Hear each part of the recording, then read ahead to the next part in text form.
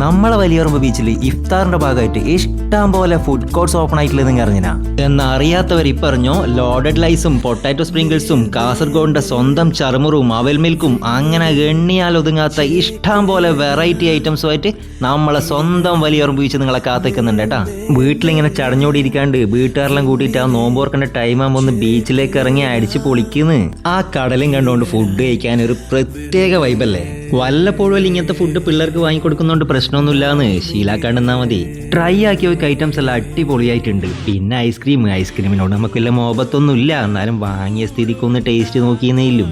ഞാനൊരു 4:30-5 മണിക്കാണ് പോയത്. പക്ഷെ നിങ്ങൾ ഒരു 6-6:30 ആകുമ്പോൾ പോയാൽ മതി കേട്ടോ. ആ സമയത്ത് പോയാലേ അടുത്ത വൈബ് ശരിക്കും എൻജോയ് ചെയ്യാൻ പറ്റുള്ളൂ. നമ്മാണെങ്കിൽ എപ്പോഴും വീട്ടിലിരിക്കാണ്ട് ഇങ്ങനെ കറങ്ങി നടക്കുന്നവരായിരിക്കും. പക്ഷെ നമ്മളെ വീട്ടിലുള്ള പെണ്ണുങ്ങയും കുഞ്ഞു മക്കളും അങ്ങനെ അല്ലല്ല. അവരെപ്പെങ്കിലും കൂട്ടിയിട്ടൊന്ന് പുറത്തെല്ലാം ഇറങ്ങണം. വല്ലപ്പോഴും ഒന്ന് ബീച്ചെല്ലാം പോയാൽ മതി. അത് അവർക്ക് ആ വീട്ടിലിരുന്നിട്ടുള്ള മടുപ്പൊന്നൊരു വലിയ റിലീഫായിരിക്കും.